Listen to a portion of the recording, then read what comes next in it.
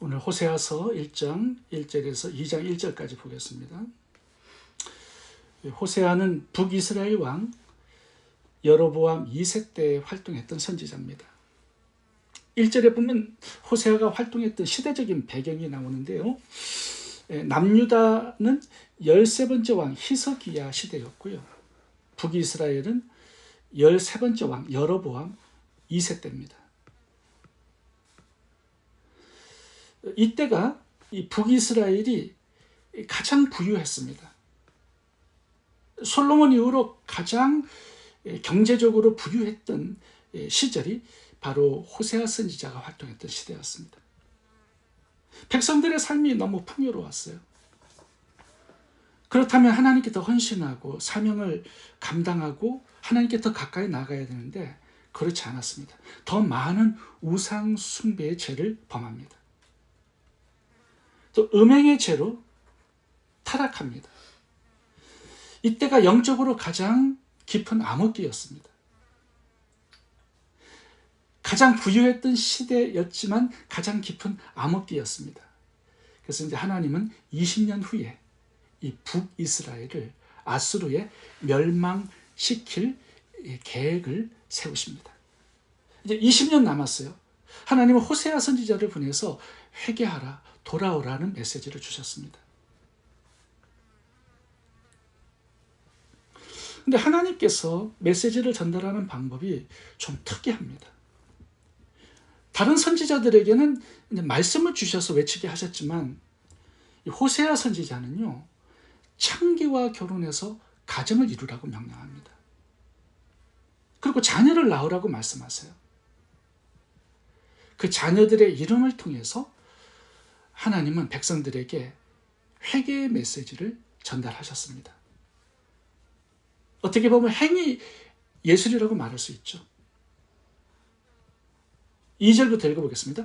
여호와께서 호세아에게 이르시되 너는 가서 엄난한 여자를 맞이하여 엄난한 자식들을 낳으라. 이 나라가 여호와를 떠나 크게 음란함이니라 하시니 이에 그가 가서 디블라임의 딸 고멜을 맞이하였더니 고멜이 임신하여 아들을 낳으매 여호와께서 호세아에게 이르시되 그의 이름을 이스르엘이라 하라. 조금 후에 내가 이스라엘의 피를 예후의 집에 갚으며 이스라엘 족속의 나라를 폐할 것입니다. 이 호세아 선지자에게 창기와 결혼하라는 명령을 내리셨어요.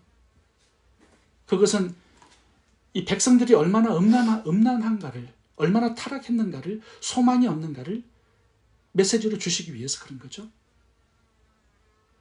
그리고 3명의 자식을 낳았습니다. 이제 그들의 이름을 보면 하나님께서 전하실 심판의 메시지가 무엇인지를 알 수 있습니다.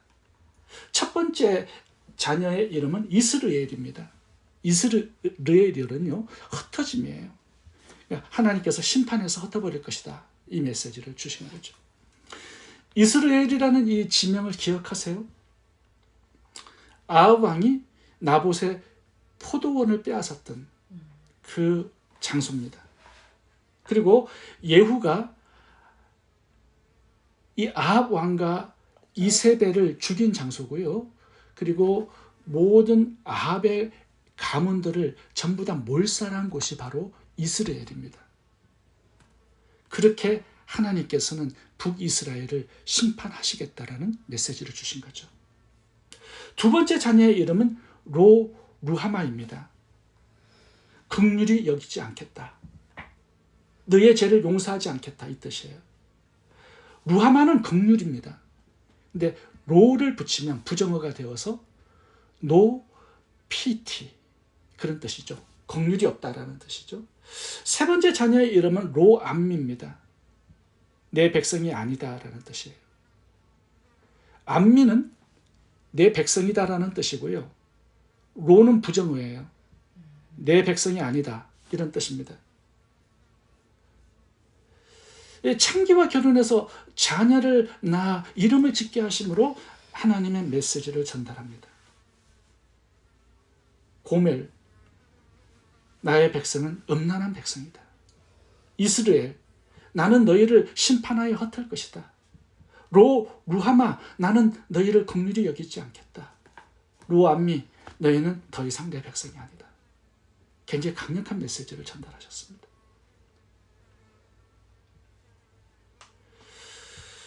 그런데 하나님의 메시지는 여기서 끝나지 않습니다. 이제 두 번째 메시지가 나와요. 첫 번째 메시지는 내가 죄는 반드시 심판하시겠다라는 하나님의 굳은 의지를 전달하신 거죠. 근데 두 번째 메시지는요, 소망적인 메시지를 주고 있습니다. 너희의 죄를 반드시 심판하지만 그 후에는 내가 너희를 치유하고 회복하고 부흥을 주겠다라는 메시지를 주십니다. 이제 7절부터 보면 but, 그러나로 하나님의 메시지가 출발합니다. 7절부터 읽어보겠습니다. 그러나 내가 유다 족속을 긍휼히 여겨 그들의 하나님 여호와로 구원하겠고. 10절 그러나 이스라엘 자손의 수가 바닷가의 모래같이 되어서 헤아릴 수도 없고 셀 수도 없을 것이며 전에 그들에게 이르기를 너희는 내 백성이 아니라 한 그곳에서 그들에게 이르기를 너희는 살아계신 하나님의 아들이라 할 것이라. 회복을 말씀하시는 거죠. 11절도 보겠습니다. 이에 유다 자손과 이스라엘 자손이 함께 모여 한 우두머리를 세우고 그 땅에서부터 올라오리니 이스라엘의 날이 클 것이미로다. 큰 민족, 큰 나라가 되게 하시겠다라는 거죠. 부흥을 얘기하시는 거예요. 2장 1절도 보세요. 너희 형제에게는 암미라 하고 너희 자매에게는 루하마라 하라. 내가 너희를 다시 긍휼히 여겨서 구원하겠다. 7절. 10절. 너희들의 백성이 번성할 것이다. 내 백성이 아니다라고 한 그곳에서 내 아들이다 다시 부를 것이다. 11절. 통일 왕국을 이루겠고 너희 나라가 큰 나라가 될 것이다. 2장 1절. 너희는 내 백성이다. 내가 너희를 긍휼히 여길 것이다. 완전히 뒤집어 버립니다. 첫 번째 메시지를. 내가 너희들의 죄 때문에 심판은 하지만 다시 구원하고 치유하고 회복하고 부흥을 줄 것이다. 나는 여전히 너희들을 사랑한다. 나의 사랑은 변하지 않는다. 끝까지 너희를 사랑할 것이다. 하나님을 배신한, 음란한 그 백성들을 변함없이 사랑하시는 하나님의 아픈 마음을 엿볼 수 있습니다. 이게 아픈 사랑이죠. 사랑할 수밖에 없는 그 아픈 하나님의 마음, 그것을 느끼게 됩니다. 오늘 본문에서 하나님께서 우리들에게 주시는 메시지가 있습니다. 심판받아서 멸망한 백성들이 하나님께 돌아오기 위해서는 하나님의 변함없는 사랑을 알아야 한다는 것입니다. 내가 너희를 심판하는 것은 너희를 미워해서가 아니야. 너희를 사랑하기 때문이야. 죄를 버리게 하고 회개하도록 해서 다시 하나님을 찾고 하나님께 돌아오게 하기 위해서 나는 너희들을 심판하는 것이다 라는 메시지를 주시는 거죠. 호세아서는요, 배신한 자기 백성을 안을 수도 없고 버릴 수도 없는 하나님의 비극적인 사랑 이야기입니다. 사랑하는 여인이 배신하고 다른 남자와 떠났어요. 근데 여전히 기다려. 여전히 사랑한다라고 말해. 나는 너를 기다릴 거야 라고 고백해요. 아픈 사랑이죠. 그 하나님의 아픈 사랑의 마음을 호세아의 결혼을 통해서 전달하고 있는 것입니다. 이 패역한 백성, 지속적으로 우상 숭배하면서 하나님을 떠나서 범죄하고 있는 이 백성, 그 백성들을 향하여서 내가 얼마나 고통스러운가, 하나님의 마음을 드러내고 있는 거죠. 창기와 결혼한 고멜처럼 음란한 백성과 함께하고 있는 그 하나님의 아픈 마음 전달하고 있는 것입니다. 그러면서 호세아를 통해서 전달하시는 한 가지 메시지는 나는 너를 여전히 사랑하고 있다는 거예요. 나의 사랑은 변함이 없다라는 것입니다. 하나님의 사랑의 마음을 깨닫고 너희들이 돌아오기를 원한다. 나는 끝까지 기다릴 거야. 이렇게 말씀하고 있는 것이죠.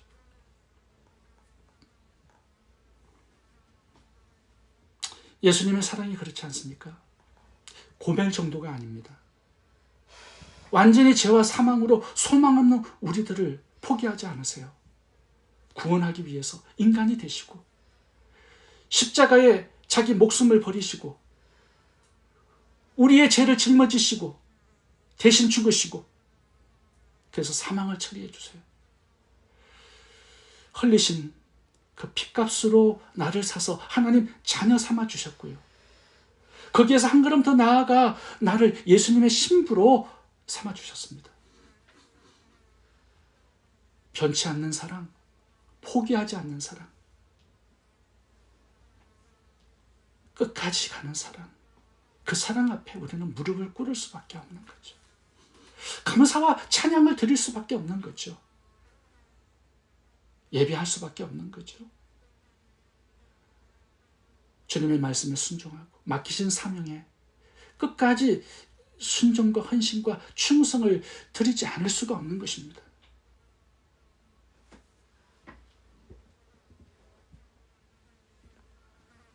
우리가 부르는 찬양 중에 왜 날 사랑하나 라는 곡이 있습니다. 최명자 사모님이 이 곡을 불러서 한국교회 많은 분들이 이 곡을 사랑하고 많이 찬양을 지금도 드리고 있습니다. 사랑이 구주를 죽게 했네. 왜 날 사랑하나. 겸손히 십자가 지시었네. 왜 날 사랑하나. 왜 주님 갈보리 가야 했나. 왜 날 사랑하나. 그 손과 발 날 위에 찢기셨네. 왜 날 사랑하나. 고난을 당하여 구원했네. 왜 날 사랑하나. 왜 주님 갈보리 가야 했나. 왜 날 사랑하나. 내 대신 고통을 당하셨네. 왜 날 사랑하나. 제 용서 받을 수 없었는데 왜 날 사랑하나. 예수님의 끝없는 사랑, 변함없는 사랑, 나를 향한 그 사랑을 가슴 깊이 느끼게 하는 찬양곡입니다. 중요한 것은 10절인데요. 10절이 참 감동적이에요. 이스라엘 백성들이 끊임없이 하나님을 배신합니다. 우상에게 달려가요.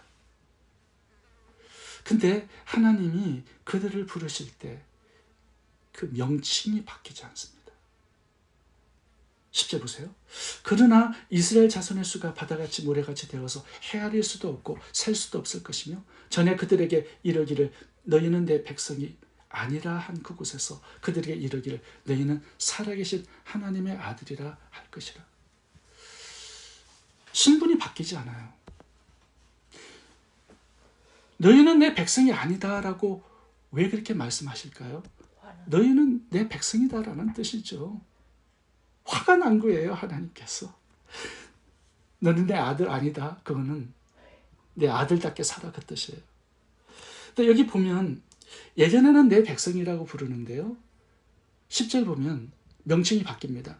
너는 살아계신 하나님의 아들이다. 이렇게 불러요. 살아계신 하나님의 자녀.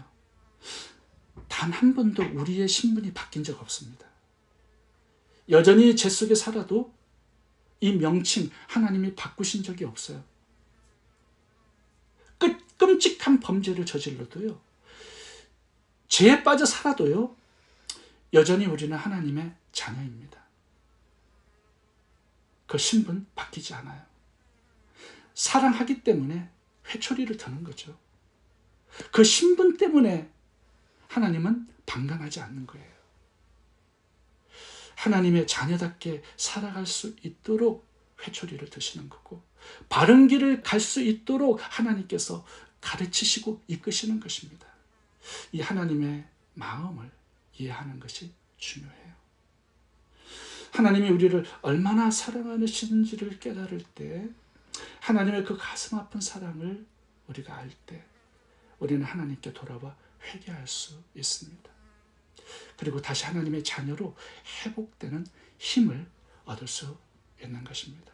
기도하겠습니다. 하나님, 우리의 삶이 얼마나 하나님의 마음을 아프게 했는지를 깨닫게 하시니 감사합니다. 죄로 인해서 루하마라 불릴 수밖에 없고 암미라 불릴 수밖에 없는 저희들입니다. 그러나 포기하지 않고 끝까지 사랑해 주시고 예수님의 죽음과 피로 우리를 구원해 주셔서 하나님의 자녀 삼아 주신 이 은혜를 감사드립니다. 아멘. 평생을 갚아도 다 갚을 수 없는 이 사랑, 이 은혜를 인하여 이제부터 말씀에 순종해 살고 맡겨주신 사명에 더욱더 헌신과 충성을 다하는 저희들 되게 주옵소서. 아멘. 예수님 이름으로 기도합니다. 아멘.